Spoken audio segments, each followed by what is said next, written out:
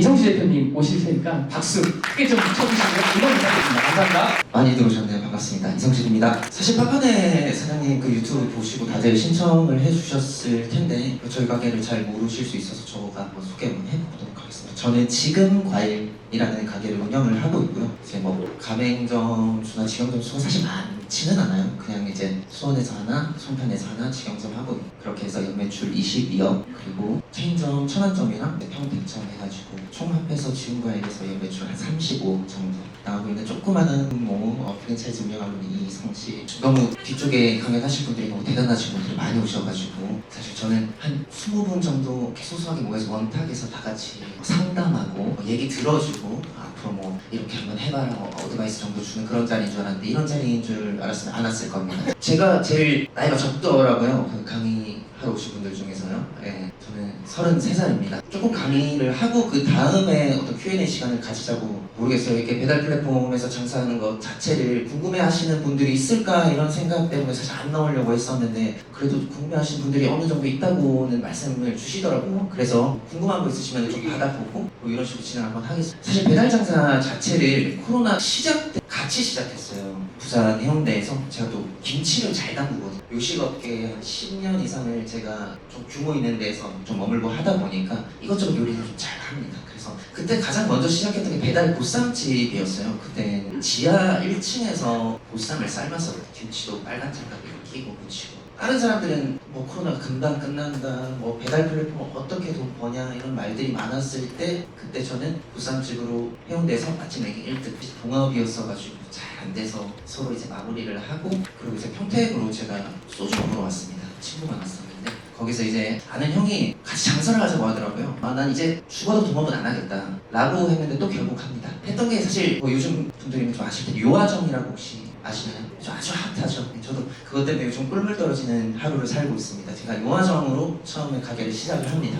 요아정의 매장이 70개밖에 없을 때, 진짜 사람들 모를 때 그때 시작을 해서 사실 시작했던 이유는 그거였어요. 힘들기 싫었거든요. 쭈그러 앉아서 무말랭이 25kg씩 치대고 있고 보쌈 김치 말고 있고 그런 것들이 너무 힘들었었어요. 몸도 많이 상했고 그래서 이제 좀 쉬운 거 하자. 우리 어차피 뭐 자다가 일어나서 뭐 배틀그라운드 PC방 가서 놀고 소주 먹고 자고 이거 우리 2주 했는데 요아정 정도 하면 일 좀 편하게 하면서 한 달에 한 200원 안 벌겠냐 해서 시작했던 게 요아정이었었어요. 그런데 다른 매장에서는 좀 희한하게 팔고 있었어요. 좀 궁금했었거든요. 요거트 아이스크림을 주문을 해야지만이 과일을 옵션에서 추가를 할 수 있었어요. 배달민족 시스템이 그렇거든요. 그런데 다른 매장에서는 수박을 밖에서 팔고 있고 과일 도시락을 밖에서 팔고 있더라고요. 뭐야? 나도 할래. 또 이거 못 참거든요. 무조건 따라해야 되거든요. 저는.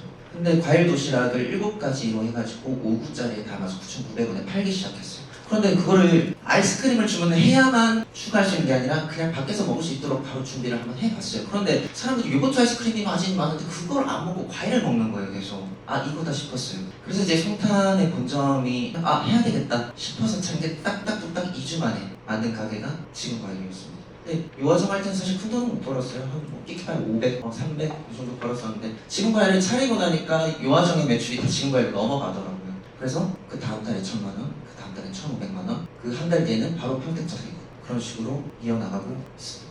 이게 뭐 근데 배달이 참 어려워요. 왜냐면은 여러분들 다 잘 아시겠지만 배민, 쿠팡의 수수료 갑질이라던가 안 그러면 지금 플랫폼 변화로 인해서 되게 예민할 시기이긴 하거든요. 다른 분들한테 죄송하지만은 파파네 사장님한테 매장 판매는 이제 잘 될 수 없다. 시대가 변하고 있다. 그래서 제가 파파네 사장님한테 매장 빨리 접어라 라고 말했던 1인 중에 하나입니다. 제가. 네, 저는 그렇게 말을 했었는데 물론 잘 되시는 분들은 각 분야에서 무조건 다 잘 되시겠지만 저도 그런 사람 중에 한 명으로서 그런 좀 얘기를 해봤었는데 모르겠네요. 또 잘 되시는 분들이 또 저기 또 너무 많다고 하니까 또 저는 제 세상 안에서 또 갇혀있고 그래서 조금 저도 오늘 배우자는 마인드로 와봤습니다.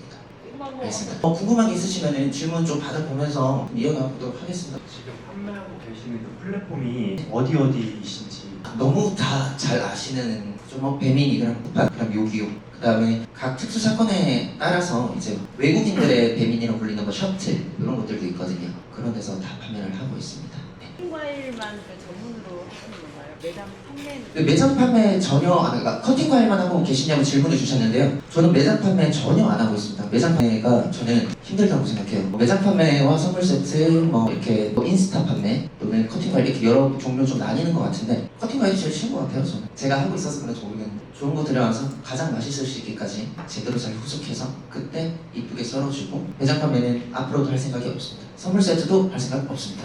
커팅 과일은 1년 중에 어느 때가 제일 성수기인가요? 저는 지금 너무 행복합니다. 지금입니다. 보통 3월부터 한 8월, 9월까지 잘 되고요. 다시 10월부터 한 2월까지 조금 힘들다라고 말은 하는데 그렇게 힘들어 본 적은 없어요. 사실. 근데 겨울이 힘든 이유는 사실 다른 사장님들도 다 공감하시겠지만 팔 게 없고 나오는 게 없다 보니까 가격 자체가 비싸고 가격 저항선이라는 게 있다 보니까 손님들이 받아들이기가 조금 힘들고 그러니 당연히 마진폭이 낮아지고 근데 마진폭이 낮아지고 원가율이 상승한다고 해가지고 저희가 뭐 인건비를 줄인다던가 그러면 뭐 최저시급이 10,000원 밑으로 내려가진 않잖아요. 그러니까 고정비는 당연히 그대로 있고 유동비는 올라가고 원가율은 높아가고 수익률은 떨어지고 그래서 겨울이 조금 힘든 것 같아요. 그러니까 힘들다, 좀 저조하다 그 정도인 것 같습니다. 발주를 넣을 때 매출의 한 몇 퍼센트 정도를 원가 발주비로 쓰시는지 궁금하고요. 파파네 사장님이랑 유튜브를 한 2번 정도 찍으면서 이렇게 원가율을 공개를 한 번도 안 했었는데요. 저는 원가율을 겨울에는 38%까지도 보고요. 38에서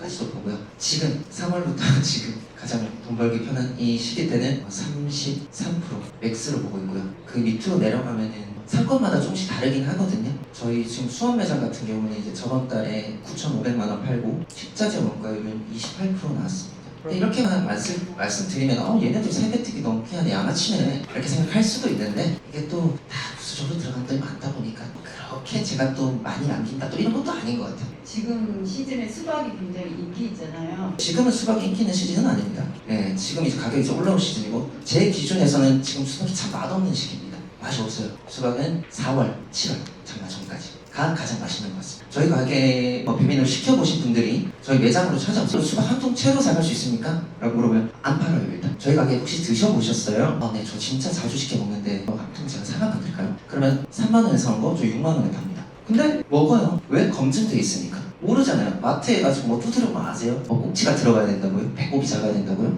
손이 선명해야 된다고요? 아니요, 그냥 비싼 게 제일 맛있어요. 제가 봤을 때. 일단 발주량이 가장 중요한데 손님의 수요에 따라서 잘 맞춰가는 것들이 되게 중요하고 맛있는데 로스가 난다는 건 사실 말이 안 돼요. 맛있는 거 손님 다 주면 되잖아요. 버릴 것 같으면. 그럼 그 손님 다음에 주문할 거 아니에요. 그런 생각이고요. 예를 들어 저희가 또 하체도 하고 있으니까 맛이 있다라고 하면 손님한테 그냥 서비스를 줄 수 있는 거고 맛이 좀 애매하다라고 하면 하체 좀 넣을 수도 있는 거고 맛이 없다라고 하면은 폐기해야 되겠죠. 그런 거는 서비스로도 주면 안 되겠죠. 저는 그냥 항상 그런 생각입니다. 항상 로스가 있고 항상 버리는 건 언제나 존재는 하지만 그걸 어떻게 처리하냐에 따라서 원가율 자체가 달라지고 수익률이 달라지겠죠. 과일은 어떻게 구매하시나요? 요 사장님이 사주시면 어디 도매시장에서 뭐 종류별로 맛을 보고 구매를 하시나요? 이렇게 말씀드리면 조금 쟤 뭐야 하실 수도 있는데 저는 가락시장을 태어나서 한 번도 안 봤어요. 이게 무슨 말이냐면요. 내가 잘할 수 있는 거에 집중하자는 거거든요. 과일을 잘 보는 사람들은 잘 보는 사람들이 따로 있습니다. 그러면 배달 플랫폼 안에서 어떻게 살아남을 수 있냐를 따졌을 때는 내가 잘할 수 있는 거에 집중하자. 이게 뭐냐? 다른 사람들보다 좀 더 싸게 팔고 다른 사람들보다 좀 더 맛있는 거 팔고 다른 사람들보다 좀 더 길게 영업. 왜? 노출량의 차이가 나니까. 다른 사람들보다 좀 더 광고에 돈 많이 쓰고 당연히 칭찬해야 되겠죠. 이게 너무 원론적인 얘기죠. 근데 이걸 못해서 다들 안 되시는 거거든요. 그래서 원론적인 이런 이치 같은 얘기들을 저는 이제 너무 잘 지켜왔기 때문에 아직도 그래도 잘 되고 있는 것 같아요. 사실은 가르쳐줘도 못하는 사람들이 태반이고 배웠다고 해서 다 적용시킬 수 있는 건 아니잖아요. 그렇더라고요. 저도 수원점 처음 오픈했을 때는 가게를 24시간 열어놓고 하루 22시간 정도 일을 하고 가게라고 침대 깔고 30분씩 4번 쪼개서 자고 그랬었어요. 과일을 후숙하신다 그랬는데 특별한 노하우가 있으신가요? 일단 온도가 중요하고요. 그다음에 습도 중요한데 사실 이것도 참 어려운 것 같아요. 저도 지금 몇 년간 이렇게 하고 있지만 실패를 해가지고 버리게 된 경우들도 가끔 있거든요. 애플망고가 1개씩 14개 들어있는데 거기서 사실 한두 개쯤은 또 많이 과속된 상태로 들어오기도 하고 한두 개는 너무 딱딱합니다. 한 박스에 들어온 과수가 몇 개라고 해도 다 같지가 않더라고요. 근데 후숙은 전 그렇게 생각해요. 그냥 섬세하고 예민하게 자주 들여다봐야 된다. 그래서 한 24시간을 저희가 장사를 하고 있으니까 하루에 한 그래도 한 5번쯤은 보게 되는 것 같아요. 실온에서 놔둬야 되는 과일도 있고 예를 들어 복숭아 따뜻하게 후숙시켜야 되는 애들도 있을 거고 여러 가지 참 많단 말이에요. 근데 그런 것들에 대해서 지금 같은 경우에는 뭐 에어컨 많이 잘 켜놔야 되겠죠. 그런 것들도 있고 뭐 겨울에는 뭐 여러 관상회들 많이 하시듯이 뭐 집에 들고 가서 뭐 침대 밑에 놔둔다던가 안 그러면은 뭐 조금 저는 약간 그거 쓰거든요. 전기요 같은 거 해가지고 이불을 살짝 덮어놓는다든가 그렇게 해가지고 자주 들여다보고 한 박스 단위로 후수 체크를 하는 것이 아니라 한 과 단위로 체크를 하기 때문에 거의 버리는 게 적죠. 그렇게 체크를 하기 때문에 어떤 과일 파는 사장님들이 파는 그 과일보다 제가 파는 게 더 맛있을 수밖에 없어요. 그래서 좀 더 경쟁력 있는 것 같습니다. 운영 시간이랑 네. 주문이 가장 많은 시간대가 수원점이랑 천안점 두 매장은 24시간입니다. 송탄점은 7시 본점이죠. 7시부터 2시. 그리고 평택점은 11시부터 2시. 주문이 가장 많은 시간대는 저녁 9시, 8시, 9시부터 새벽 1시까지입니다. 딱 그때가 매출의 한 70% 이상이 나오는 시간대입니다. 근데 그때는 이제 주문이 1, 2분마다 하나씩 들어오니까 그때 집중해가지고 인력 배치하고 하고 있습니다. 플랫폼별로 매출 비율이 어떻게? 이거는 상권마다 엄청 많이 틀린데요. 예를 들어서 저희 천안점이라고 보면은 배민은 가게 배달, 알뜰 배달, 한집 배달 이렇게 세 가지만 포장까지 해서 네 가지 분류해요. 기사들의 인프라가 구축되지 않는 소도시의 경우 또는 서울 경기 지역이 아닌 약간 중간점에 애매하게 있잖아요. 뭐 대전이라던가 뭐 충남이라던가 이런 구역이요. 그런 데는 가게 배달 매출의 비율이 훨씬 높습니다. 한 95% 정도 돼요. 배민이 플랫폼에서 일단 90%는 무조건 넘고요. 그 안에서도 가게 배달이 한 90%가 넘습니다. 배민원 같은 경우, 배민원이 알뜰 한집 이렇게 나뉘어지죠. 근데 거기가 한 5%에서 10% 정도 사이밖에 안 되는 것 같아요. 그런데 이제 천안에서 살짝 올라와도 송탄 같은 경우, 송탄 평택 같은 경우는 배민원이 한 40% 이상 올라오고 지금 수원은 배민원 알뜰 배달이 50% 이상이 됩니다. 너무 슬프죠. 가게 배달로 팔면 수수료가 거의 없는데 한집 배달은 두 개는 이제 곧 있으면 또 10.78%, 10.78 이렇게 오르거든요. 그래서 이제 그 시기에 맞춰서 또 잘 준비를 해야 될 것 같다고 생각하고 있습니다. 그 올리는 만큼 노하우들이 여러 가지 있을 거 아니에요? 술집을 차린다고 하면 보통 저희가 인테리어에 엄청난 돈을 많이 들이잖아요. 보통 거기에 돈이 제일 많이 나가는 거죠. 근데 제가 말하는 인테리어는 배민 안에서 보여지는 것들에 대한 인테리어거든요. 예를 들어서 이쪽에 있는 A 사장님은 과일을 30가지 파시는데 이제 설명에 이제 이렇게 씁니다.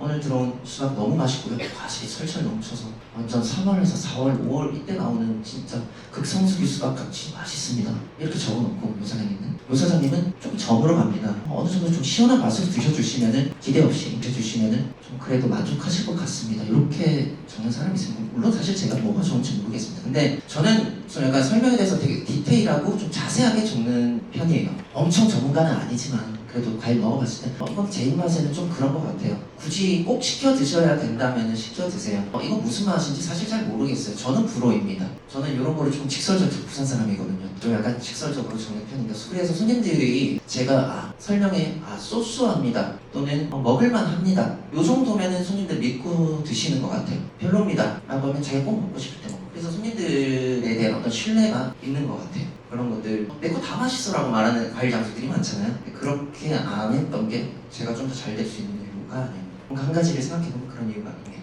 고객 관리 어떻게 하시는지. 리뷰 칸을 약간 그렇게 썼었어요. 내 팬클럽 손님들이랑 소통하고 약간 교감하는 그런 용도의 장소로 썼었던 것 같아요. 근데 그 당시에 제가 직접 매장을 운영할 때는 아니 배민 리뷰에 자기가 뭐 먹었고 맛있고 어땠고 이런 후기를 쓰면 되는 건데 저 오늘 라면이랑 컵라면 먹었어요. 저 오늘 남자친구랑 데이트하고 왔어요. 또 쓸데없는 내용들을 적는 사람들이 있었거든요. 그 사람들이 알고 보니까 다 교감이더라고요. 저는 오늘 치킨 마요덮밥 먹었어요. 이러면서 시덥지 않은 교감들도 많이 하고 또 물론 리뷰가 참 힘들죠. 교감은 없죠. 어떻게 교감하겠어요. 손님들은 화면을 띄 눌러서 주문하고 우리가 뭐 손님한테 전화하는 것도 아니고 그렇기 때문에 감정적 노동이 별로 없어서 조금 다른 매장 장사보다 좀 나을 것 같다라고 생각을 하지만 어떤 사고가 터졌을 때는 좀 더 격앙된 손님들의 반응을 보실 수 있고 또 매장은 또 얼굴이 더 보이고 표정이 보이고 이러다 보니까 이렇게 풀어갈 수 있는 게 있잖아요. 너무 죄송하다 마음이 어쩔 거야. 사실상의 교감이라든가 어떤 소통은 거의 없다고. 매출 대비 한 달에 광고 비용 몇 % 정도 책정해서 사용하시나요? 이거는 오픈 초기와 자리를 잡았을 때가 많이 다릅니다. 지금 저 같은 경우는 수원에 처음에 오픈했을 때는 매출이 두 번째 달에 5,500만 원. 사실 제가 혼자서 장사를 했다 보니까 알바도 안 쓰고 했다 보니까 그때는 광고 비용이 최소한 매출의 한 15% 이상을 썼던 것 같아요. 그래서 광고비를 좀 과하게 썼었죠. 왜냐면 그때 5,500만 원 팔아도 500만 원 벌려고 했었거든요. 10%를 안 되게 남기려고 했었어요. 왜냐면 난 본점에서 돈 나오니까. 돈이 좀 있고 시작하는 거랑 연끌에서 시작하는 거랑 좀 마음가짐 자체가 좀 다르잖아요. 저는 빨리 손님들한테 많이 노출시켜서 많이 알려서 광고비를 많이 써서 빨리 자리 잡고 매출 만들어 놓고 직원들 이제 맞춰놓고 좀 또 다른 가게 준비하고 이런 상황이었거든요. 근데 지금 저번 달에 1000원점이 오픈을 했어요. 7월 2일에 오픈해가지고 저번 달 매출 6천만 원입니다. 배민에서만 광고비가 이제 1000만 원 딱 썼더라고요. 1000만 원. 오픈하고 나서 돈 벌려고 하니까 안 되는 것 같아요. 저는 3개월 동안 점주들한테 꼭 컵라면 먹기, 꼭 삼각김밥 먹기 약속을 했었거든요. 조금 잘 된다고 거기서부터 오마카세 다녀요, 사람들. 요즘 젊은 이들 다 똑같아요. 근데 3개월 동안 네가 컵라면이랑 삼각김밥 먹으면은 진짜 무조건 그 상관선 1등이 아니라 그 위에 천장을 네가 만들 수 있다 라고 말을 했었어요. 매출이 나오면 어떻게든 순이익을 만들어낼 수가 있어요. 근데 매출이 안 나오면 할인도 못합니다. 왜? 그때부터 진짜 적자니까. 그래서 초반 매출을 만드는 그 3개월이 배달 플랫폼에서 장사하실 분들한테는 가장 목숨 걸어야 되는 시기, 생명 조금 깎아야 되는 시기라고 생각하고 있습니다. 그걸 많이 강조하고 있습니다. 감사합니다.